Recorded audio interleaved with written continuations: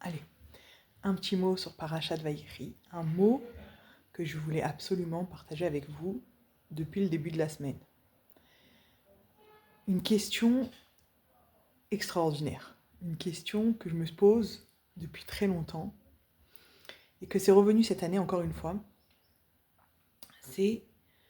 On voit dans cette Parashat de Vaïkri la bracha de Yaakov sur ses petits-enfants, Ephraim et Ménaché.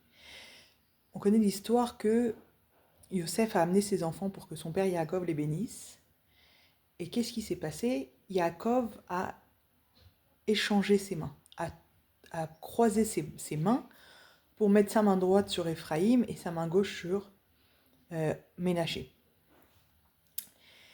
Et la question, c'est la suivante. Comment Yaakov, il a pu recommencer l'histoire? Il a vu ce que ça lui a coûté de faire des préférences, entre guillemets, entre ses enfants. C'est-à-dire qu'il a été éloigné de son fils pendant des années et des années de Yosef. Pourquoi? Parce que les frères ont décidé de faire ce qu'ils ont fait suite à de la jalousie. Évidemment, c'est bien plus profond que ça, mais c'est l'explication première qui ressort. Et qu'est-ce qu'on voit? Yaakov qui recommence la même chose. Il donne à Ephraim ce plus, cette main droite, ce fait que c'est par lui que ça va passer la suite, etc., etc. Comment c'est possible? Comment Yaakov il peut recommencer la même erreur? Cette question, elle m'a travaillé. Je me suis dit, c'est pas possible. On parle pas de nous, quoi. On parle pas de toi et moi. On parle de Yaakov. Yaakov, c'était le Havot, par définition, dans la perfection. C'était la Tiferet. C'était l'équilibre de tout. Comment c'est possible? Et j'écoutais un cours cette semaine de la Rabbani de Bazak qui a exposé autre chose, qui a parlé de Yaakov sur un autre plan, mais qui a indirectement répondu à ma question, qui a dit que Yaakov, finalement, c'est vrai que a priori c'est une succession d'erreurs. Tu as bien vu une fois que ça n'a pas marché, que ça a fait ce que ça a fait dans toute la vente de Yosef, et tu recommences? Oui. Parce que Yaakov, il n'écoutait pas les codes sociaux, il n'écoutait pas l'intelligence classique, il n'écoutait pas les il faut. Il écoutait ce que sa Neshama, elle disait. C'est vrai qu'a priori, Ménaché était l'aîné, et que donc il devait recevoir tout ce qu'il devait recevoir, et que Ephraim était le deuxième, donc il devait recevoir ce qu'il devait recevoir. A priori, c'est comme ça que ça devait se passer. Mais ça, c'est pour les codes. C'est pour ce que l'humain a décidé de ce qui est normal et ce qui n'est pas normal. Ce qui se fait et ce qui ne se fait pas.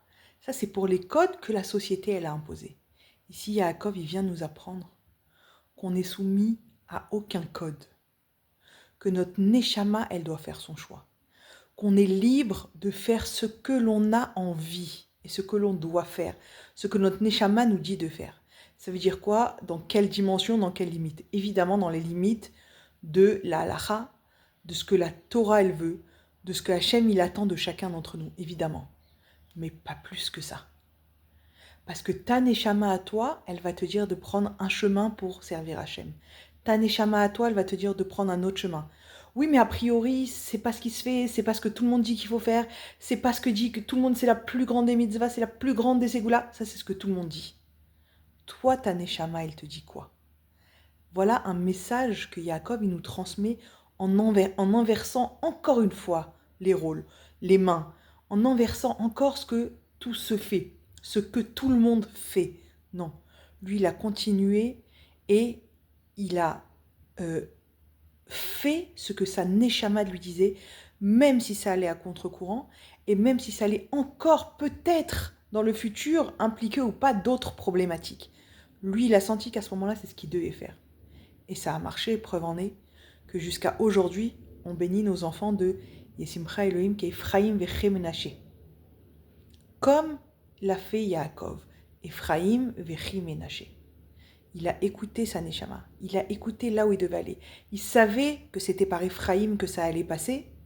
Il s'est pas dit oui, mais ça va faire ça, oui, mais ça va entraîner ça. Non. C'était pour lui son émet. Titen émet les Yaakov. Yaakov, c'est le émet par définition. Et pour finir, plus que ça, la rabbinite Banach, elle a raconté une histoire de Rabbi Nachman Breslev, un conte qui est intéressant. C'est le conte du Tam et du Chacham, l'intelligent et le naïf. Et elle disait que l'histoire raconte que les deux étaient sandlars, les deux étaient cordonniers. Et ils créaient des chaussures, des sandales. Et il y avait donc le Chacham qui avait une affaire prospère, qui marchait, qui fonctionnait, qui ramener de l'argent. Et le Tam, qui lui était heureux de créer une sandale en bout de triangle, et qu'évidemment ça ne marchait pas. Par contre, il était heureux de ce qu'il faisait. C'était là où son cœur l'amenait, c'est là où sa neshama le guidait. Pourquoi et comment, on ne sait pas, mais il était heureux d'être aligné avec ce qu'il était. Et il allait chez sa femme à chaque fois, il disait « Regarde ce que j'ai créé, regarde ce que j'ai créé ». Et elle lui disait « Mais attends, tu vois pas que ça marche pas, tu vois pas que c'est n'importe quoi, que personne ne te les achète, regarde le chacham, combien d'argent il gagne, regarde combien il fait ». Et lui il a dit « Mais quel rapport ?» Le terme exact, Maou ou Maani. Quel rapport? Pourquoi tu me compares à lui? Lui, c'est ce qui fait lui, et moi, c'est ce que je suis moi. Quelle comparaison? Pourquoi on doit parler de l'autre? Moi, c'est ce que je te montre, ce que je suis. Et comme ça, il a écrit et il est retourné, Sameach. Il était content. Et à chaque fois, il revenait, et la même chose, Sameach. Pourquoi? Parce qu'il était aligné avec ce qu'il était.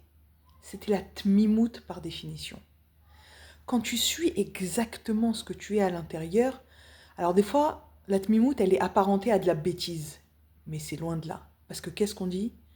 Yaakov, Ish, Tam, Yoshev Ohalim. C'était quelqu'un de Tam. C'était quelqu'un que ce qui passait dans sa neshama, ce qui passait dans son cœur, il l'accomplissait. Il n'y avait pas 150 000 réflexions.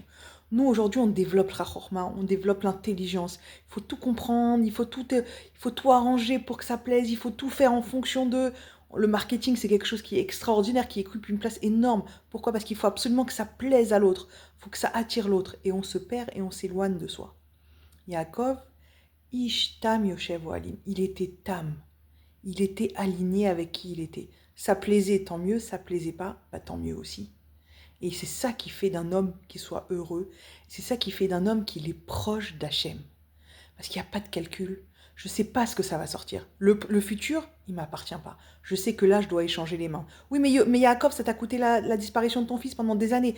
Oui, mais ça ne change rien. Là, à l'heure actuelle, je dois échanger mes mains parce que c'est ma neshama, elle me dit ça, parce que je sens que c'est ce qu'il faut faire, je le fais. Ce qui va advenir, Ishtam, il était Tam. Tamim tiyeim Hashem Elokecha. On doit être Tam avec Hashem. On ne doit pas chercher les tenants et les aboutissants. On ne doit pas chercher les résultats que l'on veut obtenir. On doit être Tam, savoir faire ce qu'on doit faire au moment où on doit le faire avec tout notre cœur et toute notre neshama. Alors, Bezrat Hashem, on arrive à apprendre de cette tmimout de Yaakov, de cette simplicité qui a fait de lui quand même le Havot, la Tiferet, l'excellence des trois Havot. Que Bezrat Hashem, on y arrive et qu'on puisse faire venir le Mashiach Bimera Beyamenu. Shabbat Shalom.